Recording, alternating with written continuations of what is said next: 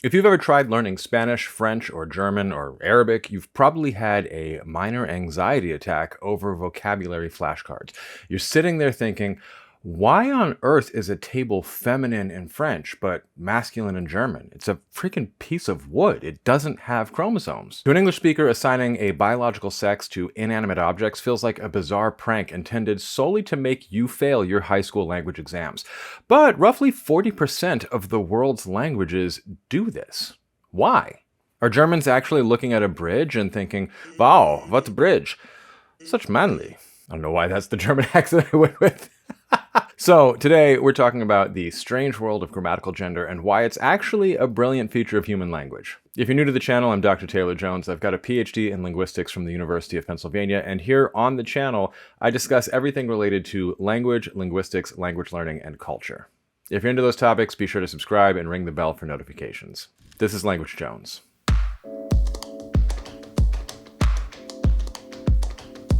Quick shout out to today's sponsor, Mint Mobile, because I need to talk about how absolutely normal we've all accepted it to be to pay a fortune for wireless. Mint does wireless completely online. No stores, no salespeople trying to upsell you on a screen protector that you definitely don't need. Just you, the internet, and a better plan. We're talking 5G coverage for 98% of Americans on the nation's largest 5G network. All plans include unlimited talk and text, free calls to Mexico, Canada, and the UK, and hotspot is included. That's not extra, that's just the plan. You can bring your own unlocked phone and keep your number, or grab a new device through Mint. Your call, literally. Either way, your contacts make the trip too. Mint also brought bulk buying to the wireless world. Buy 3, 6, or 12 months upfront and the savings go up. And you choose your data, 5 gig, 15, 20, or unlimited, so you're paying for what you actually use. Stop overpaying for wireless just because that's how it's always been. With premium plans starting at $15 a month, Mint helps you break the traditional wireless cycle. Head to mintmobile.com and see for yourself. Upfront payment of $45 for 3-month 5 gigabyte plan required, equivalent to $15 a month. New customer offer for first 3 months only. Then, full price plans, options available. Taxes and fees extra. See Mint Mobile for details. First, let's get one massive misconception out of the way. Grammatical gender is not about sex. Let's talk about sex, baby. Let's not. The confusion comes pretty much entirely from the terminology. Early European grammarians looked at languages like Latin, saw that the word for woman fell into one category and man fell into another, and said, cool, let's call these categories masculine and feminine. The important part here is that there were two broad classes of nouns. Broad classes is probably where the women were. What linguists creatively call noun classes now, and in European languages, man and woman fell into different categories. So they're a shorthand for the one you're talking about, using the most salient nouns in the category. The word gender actually comes from the Latin root genus, which just means kind or class, via French genre. It's literally just a system for sorting nouns into different buckets, different genres. Some languages have 2 buckets, masculine and feminine. German has 3, adding neuter. And it can't possibly be about sex since girls are neuter, as Mark Twain famously observed. Leave me an angry comment stating that that's just because the word for girl has a diminutive suffix, a suffix that makes a noun into a little noun, if you want to nitpick. Dutch used to have 3, masculine, feminine, and neuter, but now it's combined masculine and feminine and has common and neuter genders instead. But some languages take it to an entirely next level. Zulu, for example, has up to 18 different noun classes, depending on who you ask. 14, 17, some people argue. They don't sort by male or female. They sort by categories like humans, plants, tools, and abstract concepts. So taking the root ntu, meaning a person, you can get umuntu, a person, abantu, people, whence Bantu languages. By the way, did I mention that half of the genders are just plurals of the other half? And ubuntu, meaning humanity, whence the operating system. Weird name for a robot, if you ask me, but who knows why that is. Leave me a comment if you know. So, when a language calls a table feminine, it's not saying that the table prefers pink. On Wednesdays, we wear pink. It's just saying, this word belongs to noun class B, or A for the feminists, or B for the feminists who saved the best for last. So how did these specific buckets get started? I mean, masculine and feminine, not just noun classes. One way to think about it involves traveling back thousands of years to Proto-Indo-European, the ancestral language behind English, Spanish, Hindi, and Russian, among tons of others. Linguists believe that originally this ancient language didn't care about male or female. Instead, it divided the world into 2 different categories: Animate, things that are alive, move, and do stuff, like humans and animals. And inanimate, things that are static, like rocks, water, and tools. There's an entire hierarchy that linguists have identified that languages are grammatically sensitive to, with gods and humans at the top, and rocks and dirt at the bottom, and pets, domesticated animals, wild animals, forces of nature, and so on, all in the middle. But PIE had animate and inanimate. Just like how Spanish, its descendant, uses a special little word, for when you see a person, but not when you see a book. Veo a David, veo el libro.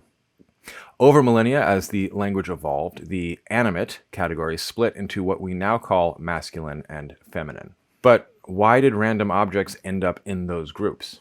Sometimes it was about abstract associations. For example, a roaring, destructive river might be classified as active and lumped in with the masculine group, the yang, while a calm, life-giving river might be classified as feminine, the yin.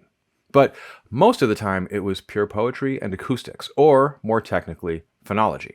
Words often got thrown into a bucket simply because of how they sounded.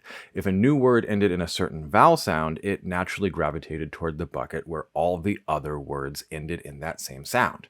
Over generations, the original reasons faded, leaving us with the grammatical rules we have today. So the overwhelming majority of Italian masculine nouns end in o and feminine nouns end in a, even though there are obvious exceptions like la mano. Okay, so it's a historical accident, but why keep it? If it's so annoying to learn, why hasn't evolution weeded it out? Because grammatical gender is actually a linguistic superpower. Evolution hasn't weeded it out because it's not only not inefficient, it actually outcompetes not doing it. It reduces ambiguity and prevents communication breakdowns. Imagine I'm telling a story in English. The boy took the key off the book and dropped it. What did he drop? The key or the book? In English, it could mean either. You have to guess from context. There's actually a lot more to it based on word order and pragmatics and prosodic stress, but that's not obviously encoded. But in a language with grammatical gender, like Italian, the book is masculine and the key is feminine. If you say that sentence in Italian, the pronoun you use specifically matches the exact noun that you're actually talking about. The grammar itself clears up the confusion instantly. It allows speakers to string together complex ideas without losing track of who or what is doing what to whom. Beyond that, you have gendered pairs for the same word in some languages. So in French, il a fait un tour and il a fait une tour mean different things. The first one is he went around, and the second one is he built a tower. That's the difference between la Tour Eiffel and le Tour de France, which goes by la Tour Eiffel sometimes.